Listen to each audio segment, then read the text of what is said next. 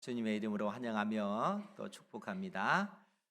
제가 2주 전에 고향에 다녀왔습니다.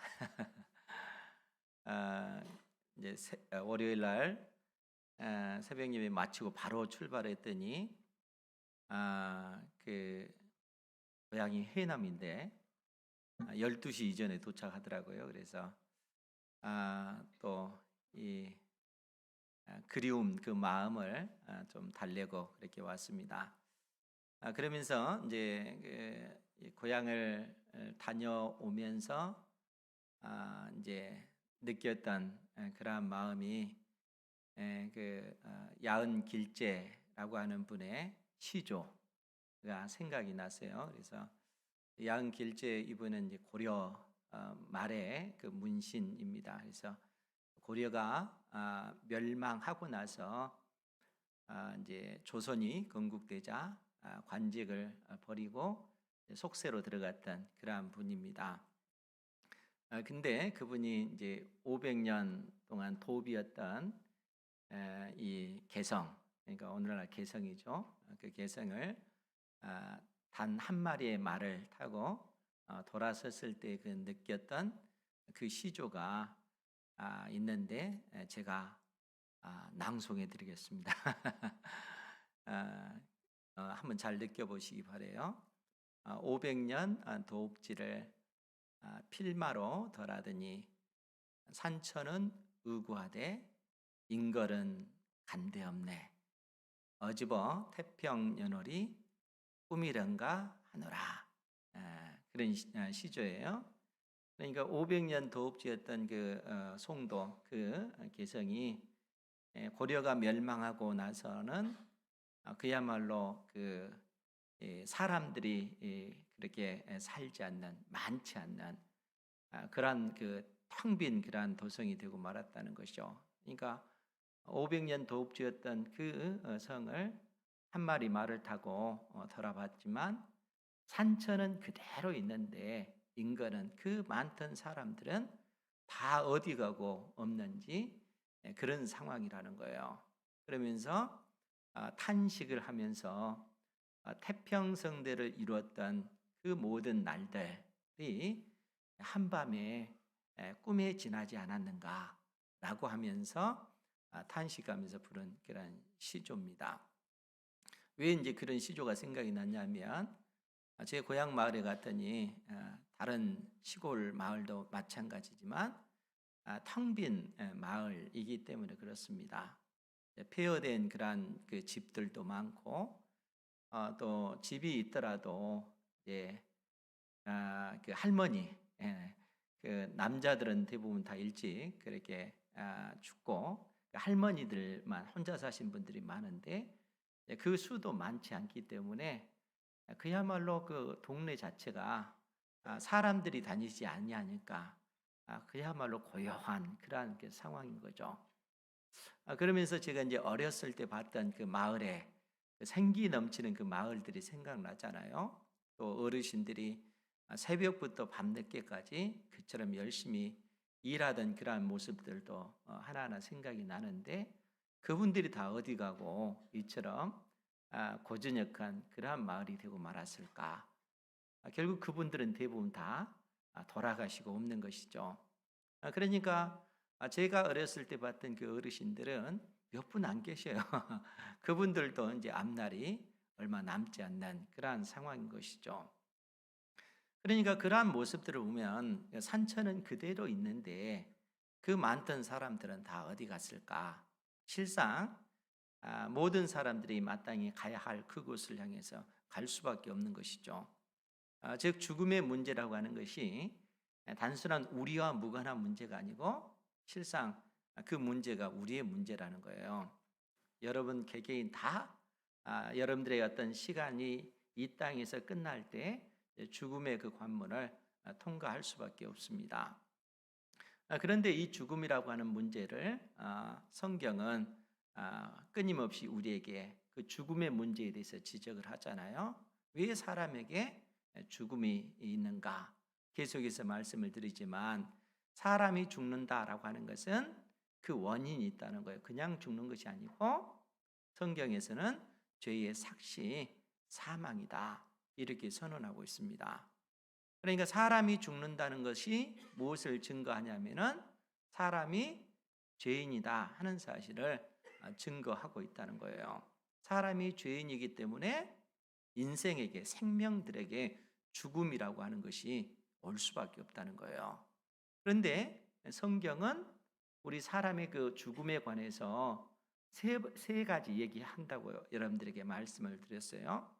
그러니까 일반적으로 보통 사람들은 죽음 하면은 우리가 육신적인 그런 죽음만을 생각하는데 성경에서는 사람이 한 번 죽는 것이 아니라 세 번 죽는다 이렇게 얘기를 하고 있는 거예요.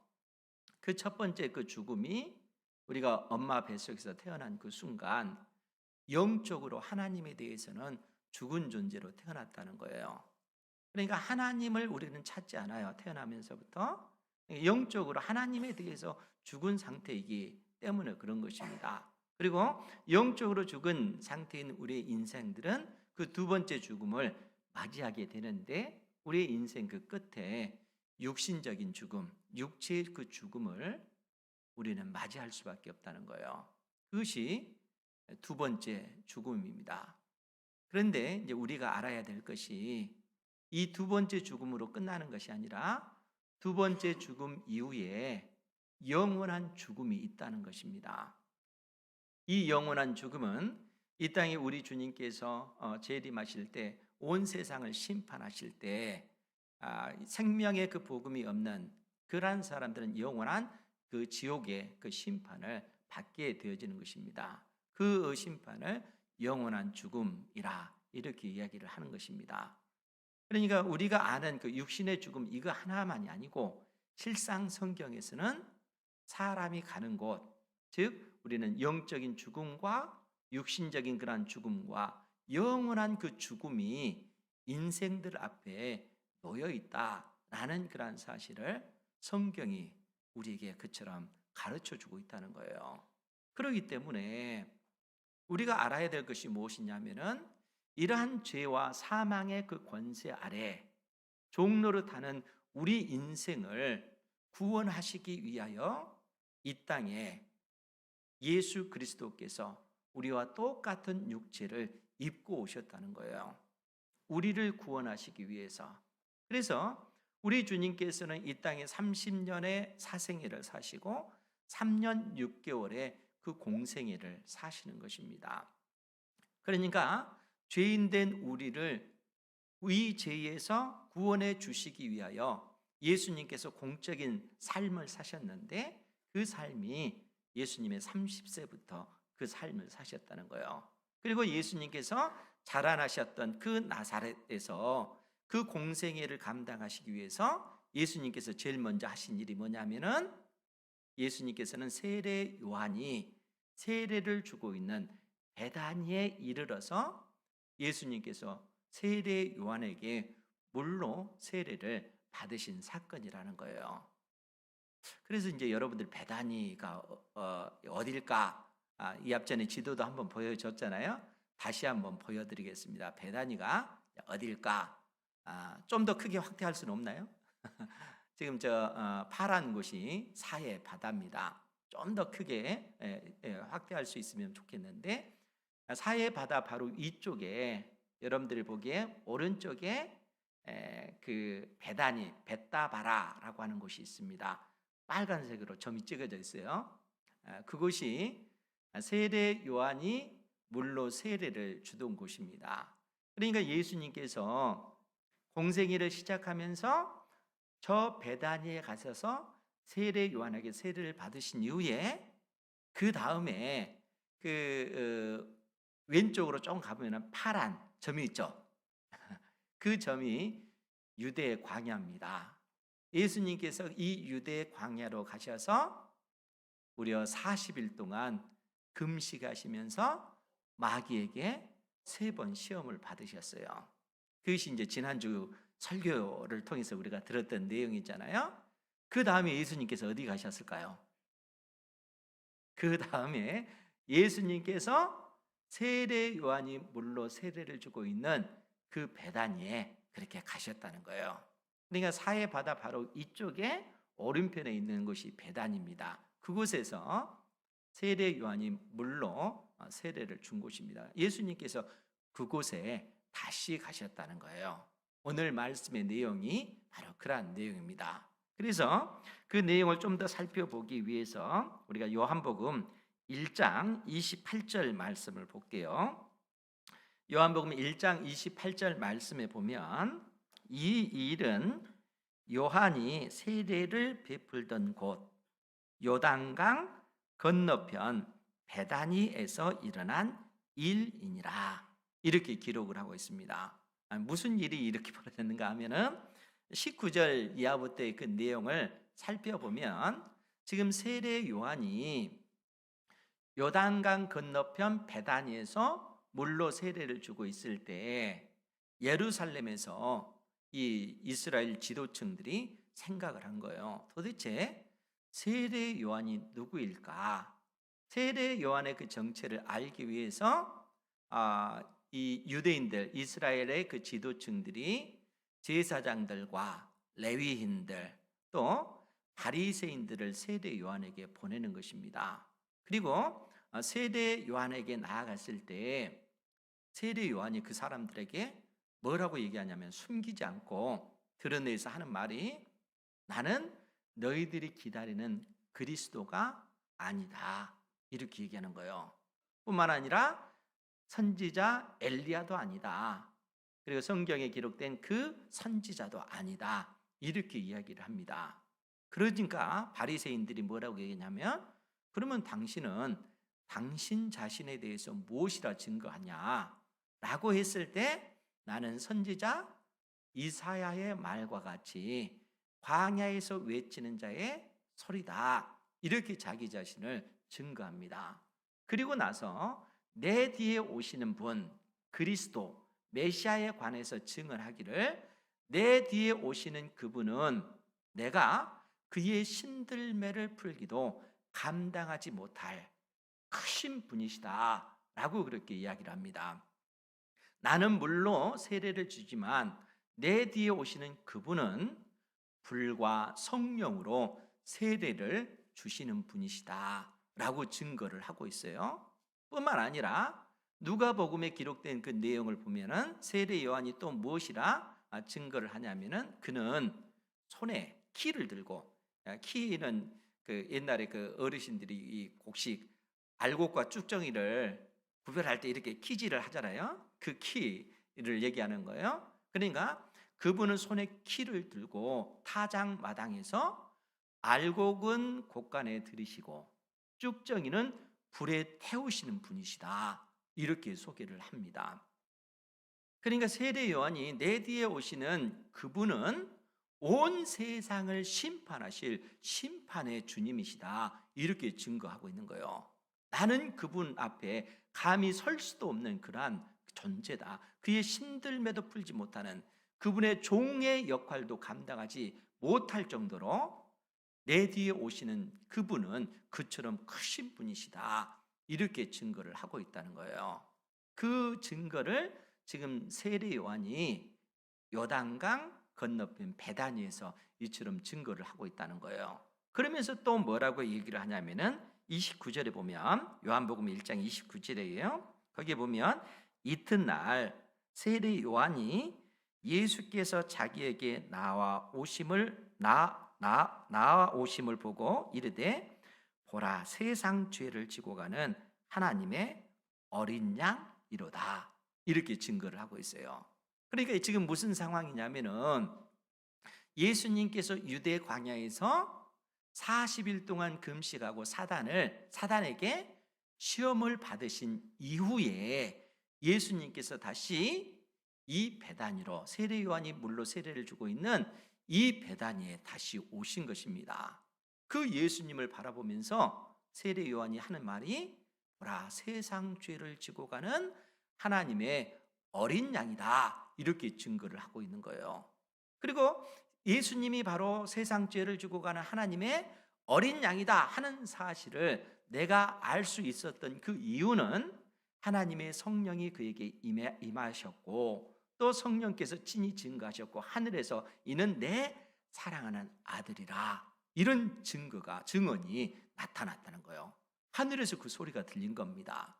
그러니까 그러한 그 모든 사실을 통해서 내 뒤에 오시는 그분 예수님이 바로 하나님의 아들이시요 온 세상을 심판하실 심판의 주님이시다 하는 사실을 지금 증거하고 있다는 거예요. 세례 요한이 바로 예수님이 바로 그분이시다라고 이야기를 하는 겁니다. 그러고 나서 오늘 본문의 말씀을 보면 35절에 있는 말씀입니다. 35절 36절 말씀을 우리 같이 한번 보죠. 시작.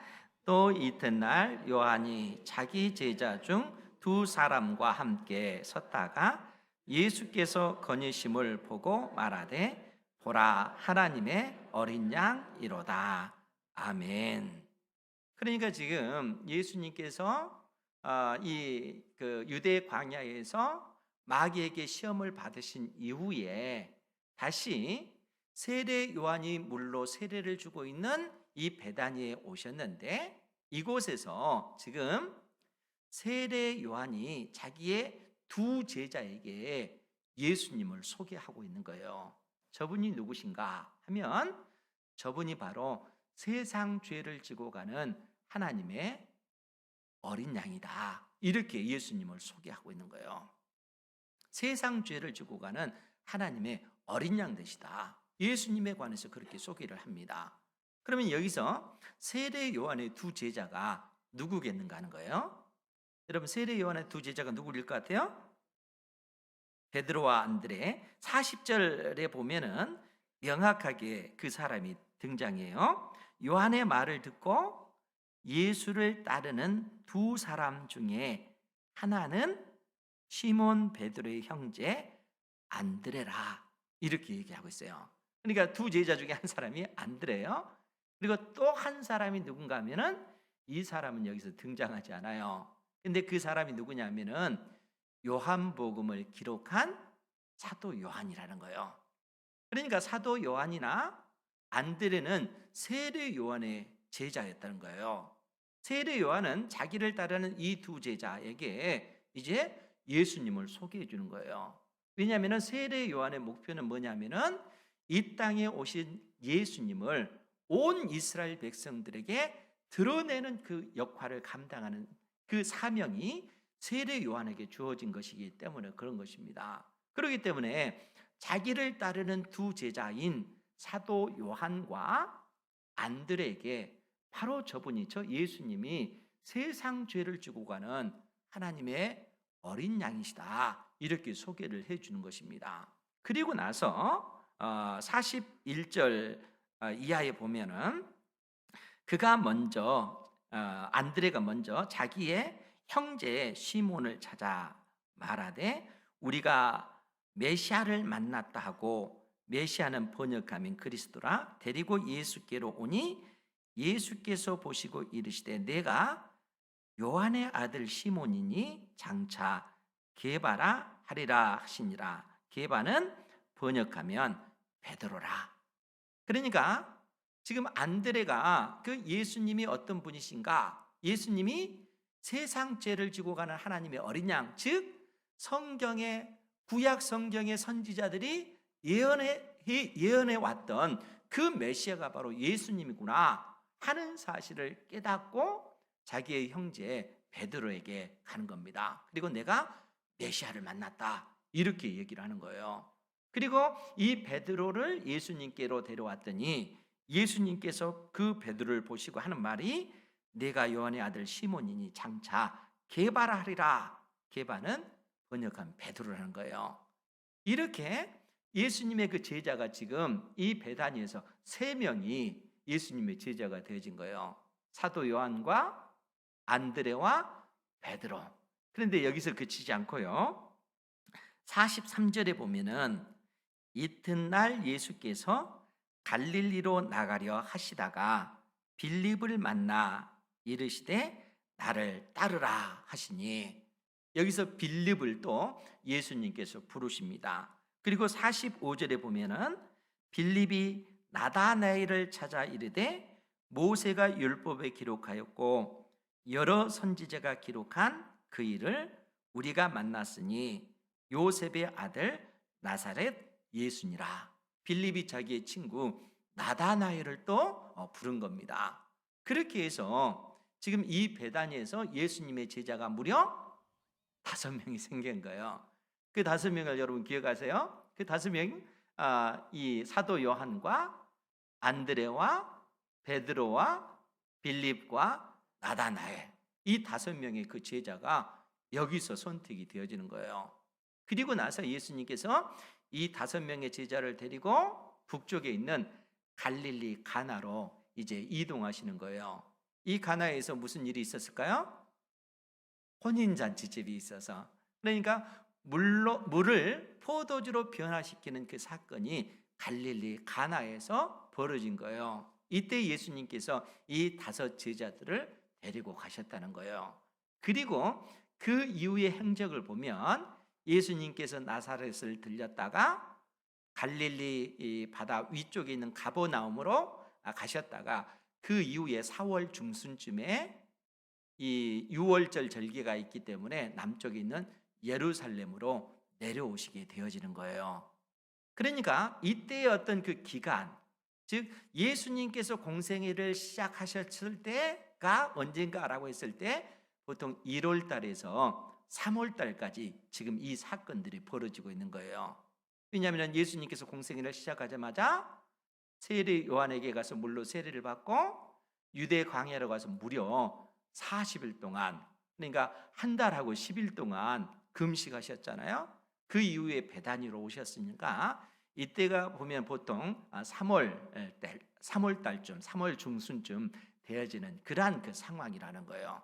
그러니까 예수님께서 나이 30의 공생애를 시작하시면서 지금 이 일들을 이루고 계시다는 거예요. 그러면 이제 여기서 우리가 생각해야 될 것이 있는데, 그러면 도대체 예수님께서 이 땅에 오신 그 목적이 어디에 있겠는가?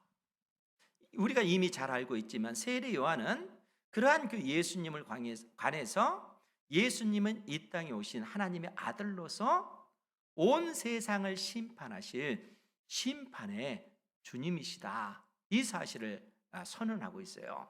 그 다음에 예수님은 어떤 분이신가? 세상 죄를 지고 가는 하나님의 어린 양이다, 이렇게 언급을 하고 있다는 거예요. 우리가 이제 그 내용을 봤잖아요. 그래서 이 그 36절에 보면은 세례 요한이 자기의 2 제자에게 예수님을 소개할 때 예수께서 건지심을 보고 말하되 보라 하나님의 어린 양이로다. 세상 죄를 지고 가는 하나님의 어린 양이라는 거예요. 근데 이제 어린 양이라고 하는 이 단어가 암노스라고 하는 그 단어예요. 그 헬라 말로 암노스 단어입니다. 근데 이 어린 양이 어떨 때 이 어린 양 암노스라고 하는 단어를 쓰냐면은 그 1년 된 흠 없는 어린 양을 나타낼 때 이 암노스라고 하는 단어를 씁니다. 그런데 이 단어가 신약 성경에는 딱 4번 기록이 되었어요.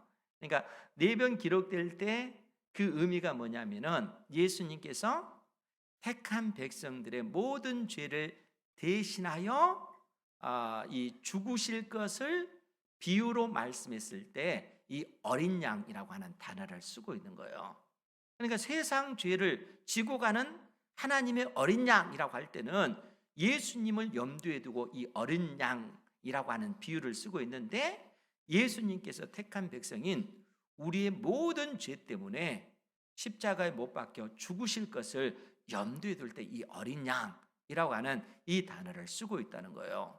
구약 성경에 어디에 이러한 그 근거가 나와 있는가라고 했을 때 우리가 이사야서 53장, 우리가 잘 아는 말씀이에요. 7절에 이 내용이 표현되어져 있습니다. 그 부분을 제가 읽어드릴게요. 이사야서 53장 7절 말씀에 보면 우리 예수님에 관해서 이사야 선지자가 예언해 놓고 있습니다. 그러니까 장차 이 땅에 택한 백성 이스라엘의 모든 죄에서 그 죄로부터 택한 백성들을 구원해 내실 구원자, 그 메시아가 오실 텐데, 그분이 오셔서 하실 일들에 관해서 이사야 선지자가 예언하기를 이사야서 53장 7절입니다. 그가 곤욕을 당하여 괴로울 때에도 그의 입을 열지 아니하였으며 마치 도수장으로 끌려가는 어린 양과 털 깎는 자 앞에서 잠잠한 양같이 그의 입을 열지 아니하였도다. 이 땅에 오실 메시아, 그분이 어떤 일을 하실 것인가? 마치 도살장에 끌려가는 어린 양과 같을 거라는 거예요. 이 땅에 오실 예수님은 바로 그러한 일을, 그러니까 도살장에 끌려가는 어린 양과 같은 그러한 모습이실 거라는 거예요. 그러면서 뭐라고 얘기를 하냐면은 8절에, 이사야서 53장 8절에 그는 곤욕과 신문을 당하고 끌려갔으나 그 세대 중에 누가 생각하기를 그가 살아있는 자들의 땅에서 끊어짐은 죽음은 마땅히 형벌받을 내 백성의 허물 때문이라 하였으리요. 즉 이 땅에 오실 메시아, 그분은 사람들이 사는 이 땅에서 죽임을 당할 수밖에 없다는 거예요.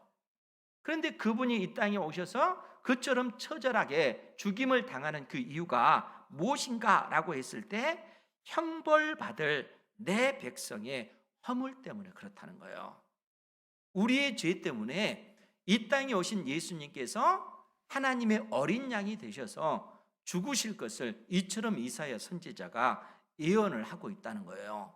여기에만 기록된 것이 아니라 이사야서 53장 11절에도 그 내용이 기록이 되어져 있는데, 거기도 보면 그가 자기 영혼에 수고한 것을 보고 만족하게 여길 것이라. 나의 의로운 종이 자기 지식으로 많은 사람을 의롭게 하며, 그러니까 나의 의로운 종이신 메시아 그리스도께서 자기 지식으로, 자기 지식이라고 하는 것은 예수님께서 이 땅에 오셔서 당하실 그 순환을 얘기하는 거예요. 그 순환으로 많은 사람을 의롭게 하며 또 그들의 죄악을 친히 담당하리로다. 예수님께서 우리의 죄악을 친히 담당하실 분이시라는 거예요. 그러니까 이사야 선지자는 이미 예수님께서 이 땅에 오시기 약 600~700여 년 전에 이 예언을 하고 있는 거예요. 그러면서 또 뭐라고 얘기하냐면 12절에도 기록이 되어져 있는데 그 부분도 제가 볼게요. 그러므로 내가, 즉 하나님께서, 성부 하나님께서 성자 예수님에게 존귀한 자와 함께 몫을 받게 하며 강한 자와 함께 탈취한 것을 나누게 하리니. 왜냐하면 예수님께서 그처럼 비참하게 십자가에 못 박혀 죽었지만 그 죽으신 예수님을 하나님께서 다시 살리셔서 존귀한 자로 높이시겠다라는 그러한 얘기예요. 그렇게 하신 이유가 뭐냐면, 그 이유는 그가 자기 영혼을 버려 사망에 이르게 하며 범죄자 중 하나로 헤아림을 받았음이니라. 그러나 그가 많은 사람의 죄를 담당하며 범죄자인 우리를 위하여 지금도 기도하고 있다 라고 이사야 선지자가 예언을 하고 있는 거예요. 여러분 놀랍지 않아요? 이미 이사야 선지자가 600~700여 년 전에 이 땅에 오실 메시아 예수 그리스도에 관해서 예언을 해놓고 있다는 거예요. 장차 이 땅에 오실 메시아 그리스도, 그분은 택한 백성 이스라엘의 모든 죄에서 이스라엘 백성들을 구원해 내실 그 메시아, 구원자 그리스도이시다 하는 거예요. 그분이 우리의 모든 죄를 담당하실 것이다 라는 사실을 이처럼 예언해 놓고 있는 것입니다. 그러니까 세례 요한이 지금 자기를 따르는 두 제자에게 예수님에 관해서 소개해 주면서 보라, 세상 죄를 지고 가는 하나님의 어린 양이로다. 저분이 택한 백성 이스라엘의 모든 죄를 짊어지시고 십자가에 못 박혀 죽으실 것이고 우리에게 영원한 생명을 주시기 위해서 죽음의 권세를 깨뜨리시고 부활하실 하나님의 아들이심을 지금 이 세례 요한이 제자들에게 소개를 해주고 있는 겁니다. 그래서 두 제자가 세례 요한을 버리고 예수님을 따르는 겁니다. 그러할 때 38절 말씀에 보면 요한복음 1장 38절인데 37절부터 볼게요. 두 제자가 세례 요한의 말을 듣고 예수를 따르거늘 예수께서 돌이켜 그 따르는 것을 보시고 물어 이르시되 무엇을 구하느냐? 너희들이 나를 따르는 목적이 무엇이냐? 예수님께서 이렇게 묻습니다. 그러할 때 이 두 제자가 랍비여 어디 계시오니까 하니 랍비는 번역하면 선생이라. 즉 우리의 인생의 그 나아갈 길, 그 가르치심을 주실 선생이라는 거예요. 우리가 선생님을 따르겠습니다 라는 그러한 의미입니다. 그러할 때 39절에 예수님께서 뭐라고 말씀하시냐면은 와서 보라. 그러므로 그들이 가서 계신 데를 보고 그날 함께 거하니 때가 10시쯤 되었다. 10시라고 하는 것은 오후 4시를 이야기하는 거예요. 그러니까 이 두 제자가 그때부터 예수님을 따르게 되어지는 것입니다. 그런데 예수님을 이처럼 만나고 나서 40절 말씀에 보면 요한의 말을 듣고 예수를 따른 두 사람 중에 하나는 시몬 베드로의 형제 안드레라. 그가 먼저 자기의 형제 시몬을 찾아 말하되 우리가 메시아를 만났다 이렇게 고백을 하고 있는 거예요. 그런데 성경에 뭐라고 표현되냐면은 메시아는 번역하면 그리스도라. 메시아라고 하는 이 단어는 히브리 말이에요. 구약 성경이 히브리 말로 기록이 되어졌고 신약 성경은 헬라 말로 기록이 되어졌습니다. 그러니까 헬라어로는 그리스도 또 이 히브리 말로는 메시아 같은 의미입니다. 이 메시아나 그리스도는 같은 말이에요. 즉 선지자들이 예언한 것처럼 택한 백성 이스라엘을 구원할 구원자로 오실 분이 바로 메시아 그리스도시다 하는 거예요.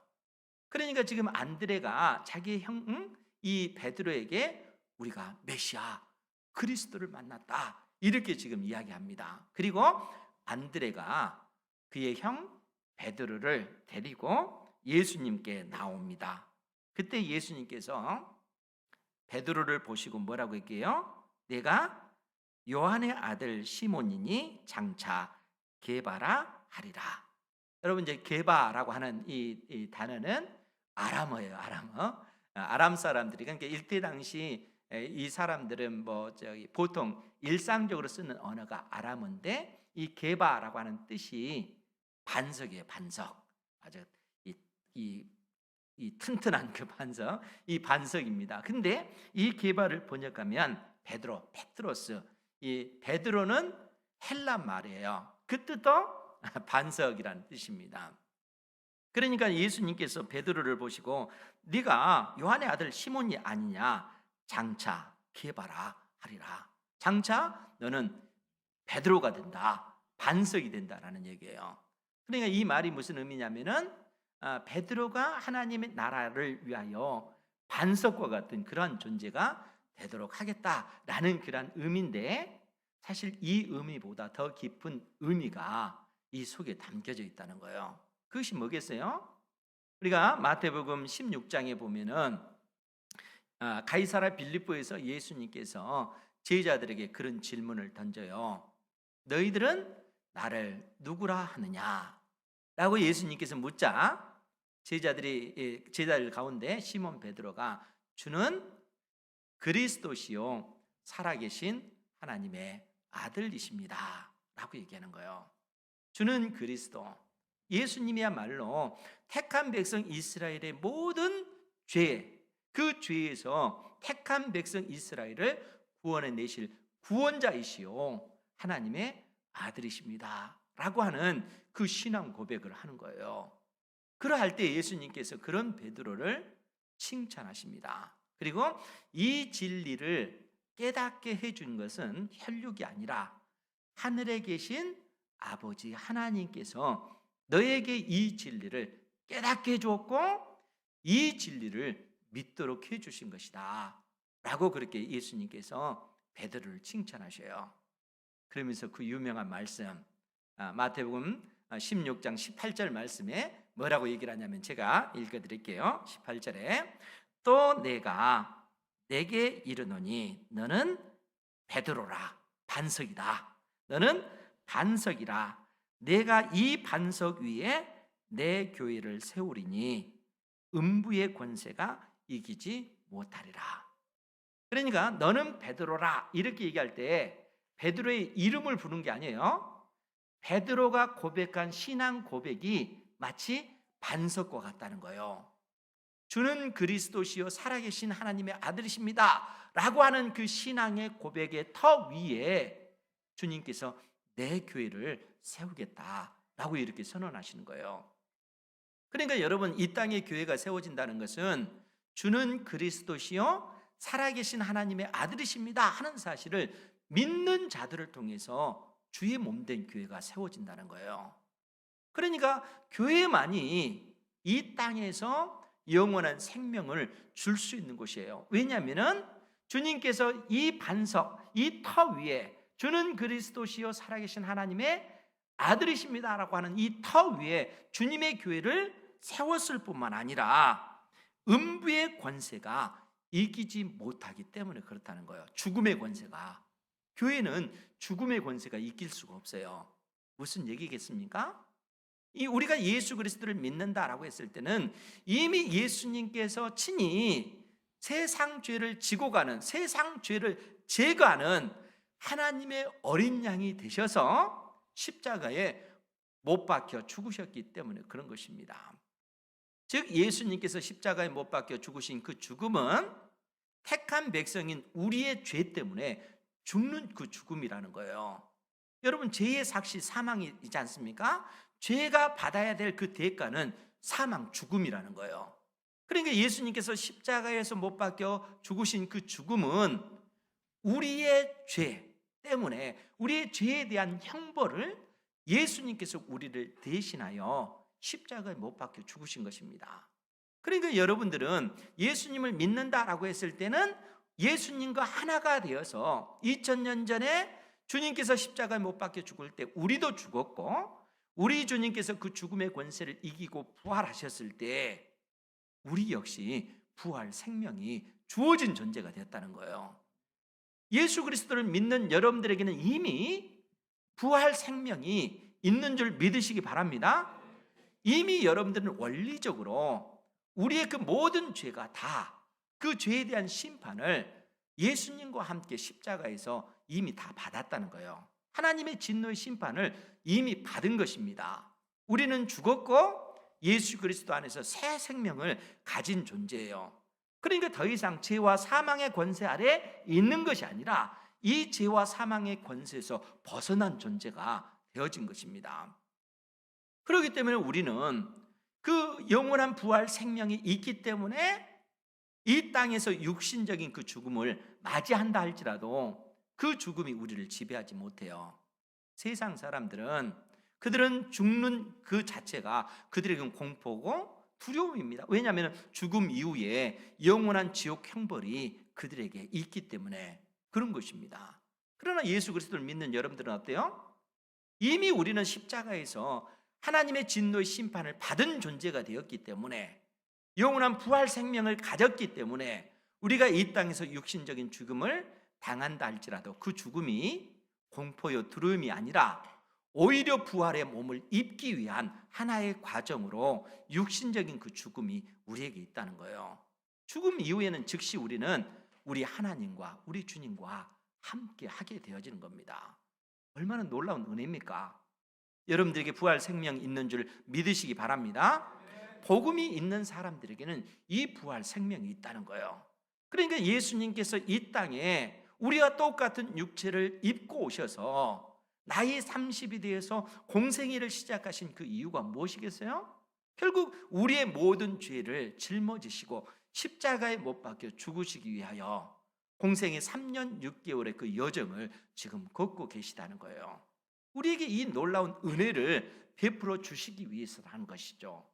그러니까 사랑하는 성도 여러분, 예수님께서 행하신 그러한 어떤 일들을 우리가 그래서 복음서를 통해서 예수님의 공생의 3년 6개월의 그 과정을 살피면서 주님께서 나를 위해서 행하신 그 일들이 얼마나 크고 놀라운 그러한 은혜로운 일들이었는가 여러분들이 하나하나 배워가고 깨닫는 그러한 은혜가 있기를 주님의 이름으로 축원드립니다.